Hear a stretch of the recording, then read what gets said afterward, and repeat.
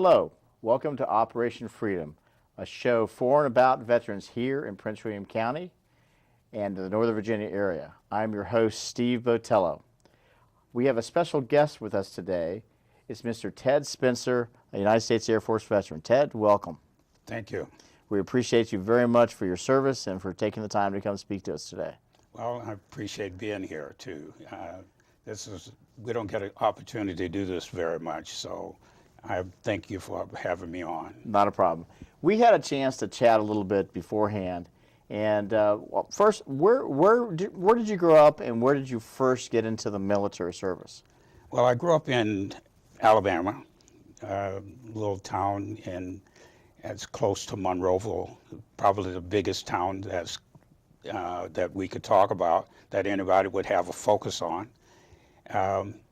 As far as the military, I guess I really never had a thought in my mind when I was growing up about the military, because there was very few folks to look at. There was no veterans in my area that I knew of. But after some years, I found out there were more vets than I had realized before. Really? So when you were going through high school, no thoughts of joining the military service, and what time frame are we talking here? Well, I had finished high school in 1961. Okay, so 1961, in that time, the Vietnam War was just barely starting, and you were in the southeastern part of the United States. So you had very little contact, actually, with military or military service. Is that correct? There was, I found out later, which I didn't know, there was a base that was close to, actually two bases that was close to me. One was in Mobile, Alabama, and another one was in Montgomery. But we had limited access to places outside of the little place that I grew up, other than through sports and that sort of thing. So when I finished high school, my thought was to go to college. Really? What were you thinking about college-wise? What were your areas were you looking at? Well, the only people that we had as kind of role models or anything was teachers. So I thought that I would go to school and I would become a teacher, like my coach, probably do football or something like that as a side. Right. But that's all I ever thought about, was going to college. Good for you. That's great. So at that time, you were thinking, okay, what kind of colleges were you looking at, or what were you thinking? What directions were you thinking about going? Well, there were colleges like Alabama State College in Montgomery, but college took money. Right. I never realized that's what it was all about until I finished high school, that colleges took money and that we didn't have. So I had to figure out something else to do. In doing so, I went to work in construction. And construction paid $6 a day, a whopping $6 a day. And that was kind of probably very inspiring to start thinking of alternatives. Well, $6 a day during those times was a lot of money. Right. We're talking about early 60s, end of 61, and so $6 was very good. It did what I needed it to do. But when you're doing construction work, especially in the wintertime, and a lot of people don't think about it, in Alabama it gets very cold, not so much snow, but the ground freezes. Right. So the type of work that I was doing, we were building Piggly Wiggly stores, and you had to dig the footing for the foundation with a pick and a shovel. So when that ground was very hard, you couldn't do very much with that pick and shovel. So I had to figure out what else to do. And of course, I tried the sales thing, but every window that I really saw that had a sign that hiring, when I walked to the door, the sign came down. So it was pretty disgusting in some respect, if I could use that word, is to know that you can do something, but there was no opportunity to do it. Right. So I got on the bus. I was in Mobile, Alabama by this time. I got on the bus, and I rode the bus basically all day. And when the bus came to its final stop in the afternoon, there was a sign, and it was Uncle Sam. He says, "I want you," you know. So I got off the bus, went into the federal building, and there was the recruiters there, and I checked with every recruiter that was there, and I determined which one that I was going to spend my time with that day because the others didn't have anything to offer me, so to speak. And you settled on? I settled on the United States Air Force. Good for you. And the only reason I did that is because they asked me if I could take a test. No, neither one of the other branches of service asked me if I could take a test. Really? Yeah. So you entered the Air Force. Entered the Air Force in 1962, March the 13th. Any specific areas that were of interest to you versus areas they directed you to? When we're talking about areas of Career areas, well, I scored well enough to be a mechanic. So I thought that I was going to be an airplane mechanic, which I had never been on an airplane before. So I was going to be a mechanic because the test that I took pertained to all tools. And being a farmer, of course, You knew that. I knew tools, yeah. So there was no guarantee, of course. So when I got down to basic training in San Antonio, Texas, all that changed. I was told that whatever that recruiter told you, he wasn't telling the truth. This is what you're going to be. So I was in supply. I went to supply career field. Okay. And went out to Texas. After basic training, we went up to Amarillo, Texas.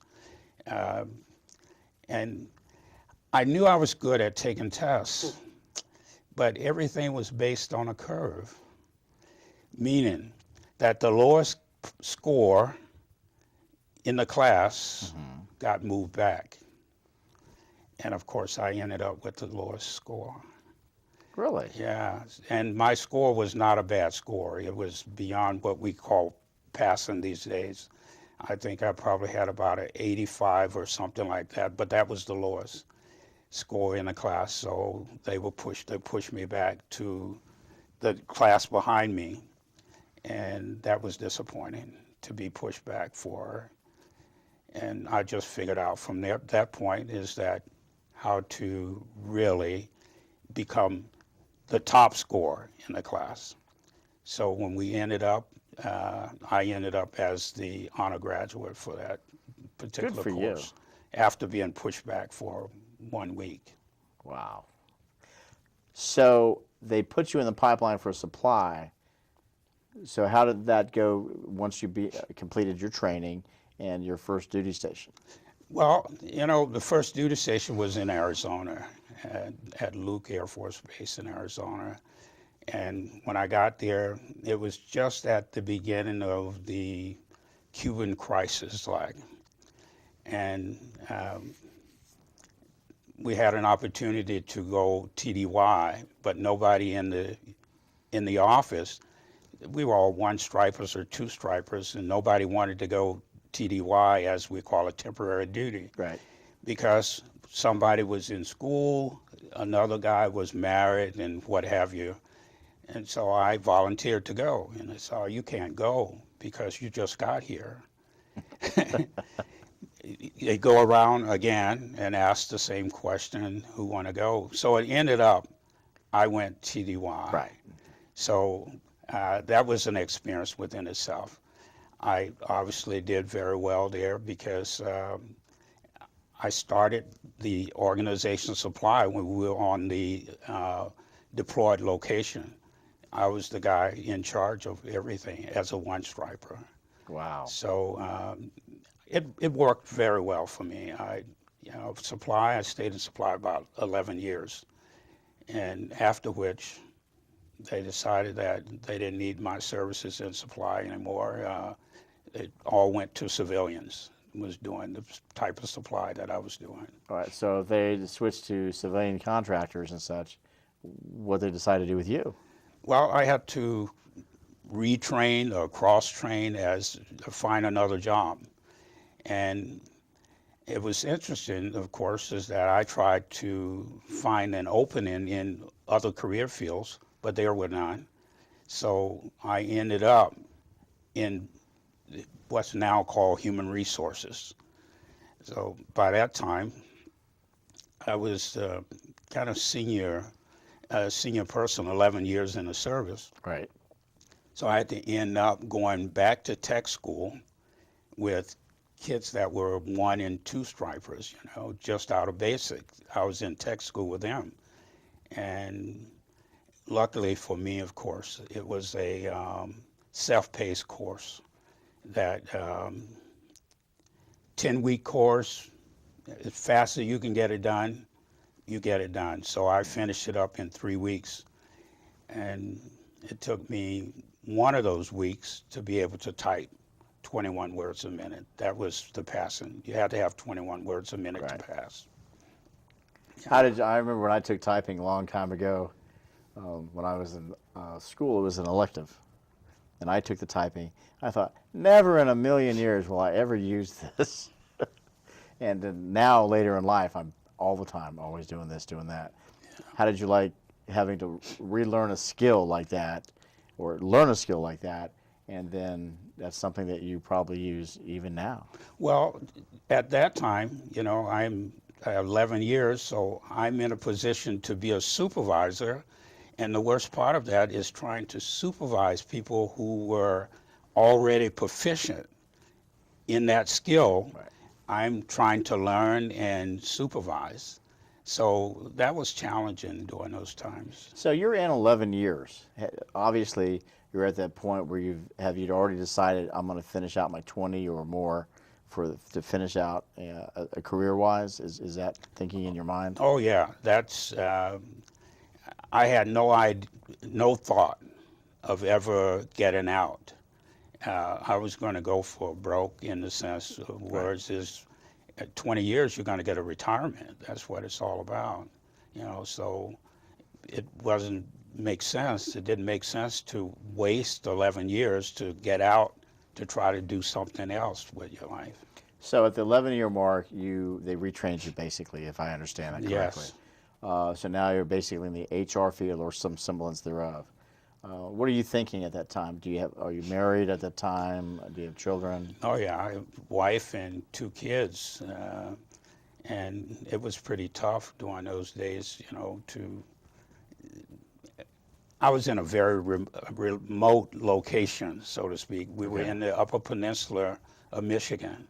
Really? Okay. Yeah, and being up there was very little to do.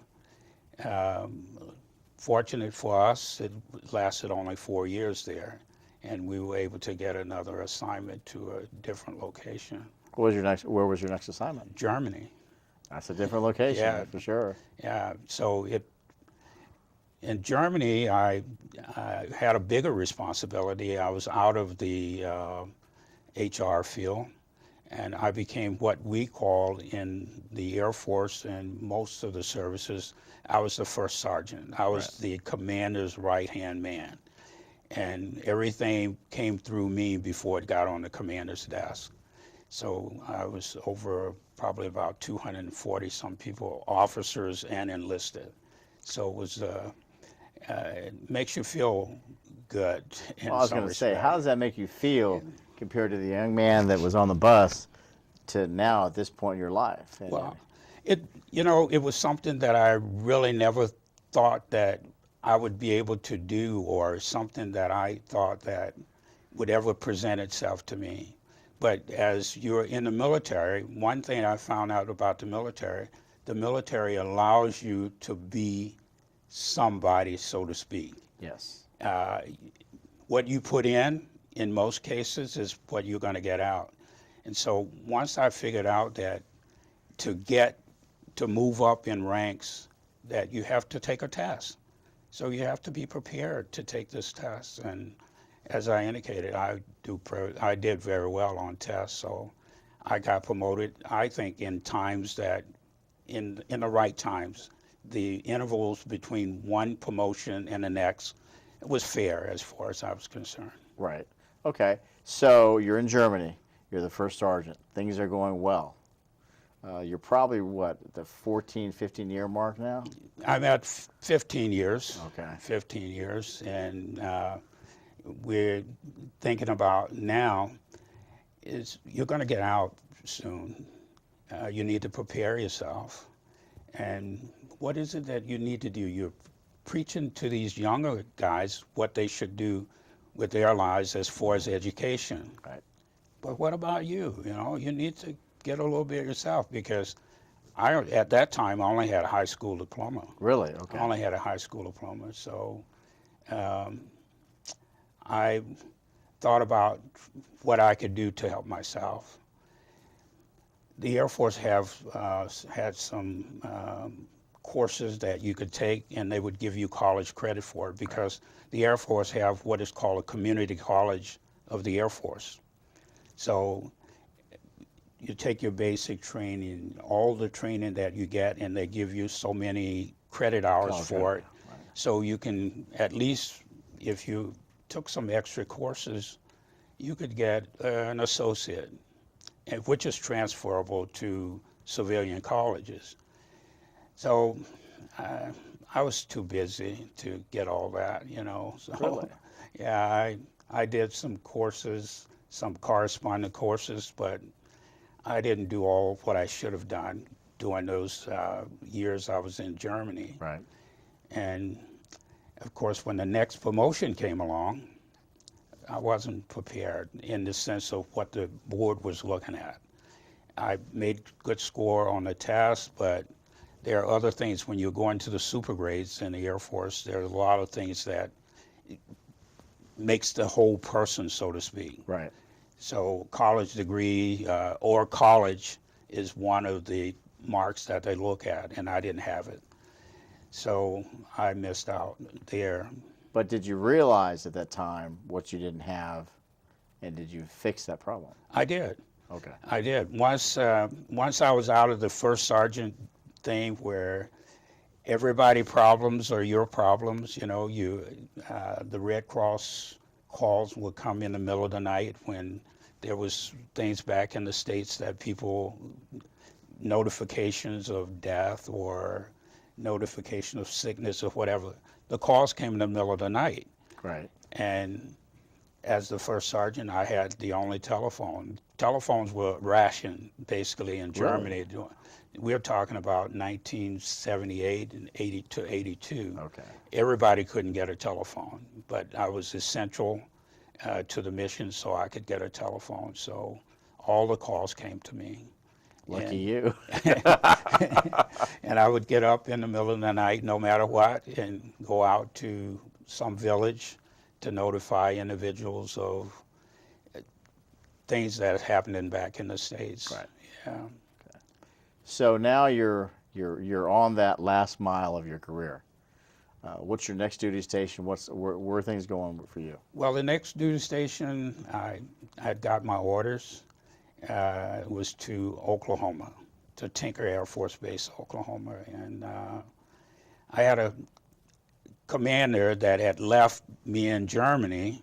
When he saw that I was going to Oklahoma, he called me and he says, well, you don't want to go to Oklahoma. And I'm thinking, well, why not? What's wrong with Oklahoma? And he told me, he says, you know, in your grade, there's going to be 6 of you leaving Germany that's going to go to the same base. And your chances of getting promoted to the next grade is going to be almost nil. You're not going to be able to get promoted. So I took a deep breath and I said, well, what is it that I should be doing? You know, where should I go from here? He said, come to the Pentagon, work for me. So 1982, to the Pentagon I came. And right after, about a year after I was there, I got promoted to the next grade. And being promoted to the next grade, I went to the senior, what is called the Senior NCO Academy. I made the list to go there. And couple of years later, I got promoted to the last grade that you can get promoted to as an enlisted person. Wow, good Yeah. for you. So now I'm in the 22, 23 year time frame. So with that last promotion, I could go for 30. And of course, that's history now. So you went, I stayed until I had 30 years in. and what was your job during that last part? Well,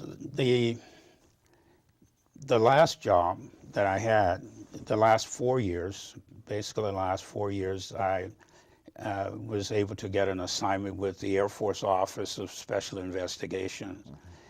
Not as an agent, but I was the deputy director of the IMA program, which is Immobilization Augmentee program for Air Force, for the agents. So I basically controlled who came on duty, who got an assignment where, was in charge of promotions and things like that for the agents for the last 4 years of the military. Wow, good for you. Yeah. So when did you retire? Retired 1st of April, 1992. Good for you. And with how many years on? 30 years and 18 days. Okay. And let me tell you something about that. After 30 years of military service, and I would like to, and this is what I tell folks today, if you have an idea and you know that you're going to retire, there's a time in your life that you should start preparing. And I use the joke is that the Air Force showed me how to get out of the gate because I had stayed around so long and I had not thought about what it was that I should be doing after the military. And it's, you can lose yourself that way. You can lose yourself by not preparing. Yeah, I've unfortunately I've seen that a lot. You have veterans that when they get out, they're so used to that way of life and that comfort and things like that, that they're ill prepared for the next phase. Because most veterans, they have the majority of their life in front of them when they exit the military. In your case, you exited the military, then what did you do? Well, I always wanted to be a club officer, meaning that I wanted to be a manager of a military club. I was already working part-time at the Bowling Officers Club, so I made it full-time. Okay. And those 3 years that I worked there probably taught me the best lesson that I could ever learn, is that there are certain things that you should do, but there are other things that you shouldn't do. And that was one of the things that I shouldn't have done because it's inconvenient work. When everybody is enjoying the holiday, you're working. Yep. And when you're working on a holiday, family days and that sort of thing, it breaks down family life, you know. So it taught me that I should have a job where I had some control of how many hours that I had to work. That's very true. I've seen that in public service. In the short time that we have, you're left here in this interview. You're currently working for the state of Virginia, is that correct? That's right. And what is it you do? Well, I'm what they call a DVOP. Okay. Disabled Veterans Outreach Program Specialist is what I do. And my efforts are focused on those individuals who have barriers to employment. And as far as the Department of Labor, they have come out with about 8 different categories of barriers. Mm-hmm. So individuals with those barriers are the ones that I reach out to and try to help them overcome the barrier. And once the barrier is overcome, is to try to help them get employment. Okay. And your office is located? In Woodbridge on Minnieville Road. The address is 13370 Minnieville Road, Woodbridge, Virginia, 22192. My office phone number, 703-897-0000. 0429. Ted, I really, really want to thank you very much, not only for your service, your 30 years of service, but your continued service with helping veterans, especially ones with disabilities and that need help. Yeah. And if they need to reach you, they can call you again at 703-897-0429. Thank you for your service. Thank you for your time in this interview. My name is Steve Botello. I am the host, and I want to thank everyone for watching our show. And a special point out to the Freedom Museum at the Manassas City Airport. It's a military museum, and it's there. And please, if you have time, take the time to go to the Freedom Museum, Manassas Airport. You can look them up on the web. Thank you for watching our show. Enjoy your day.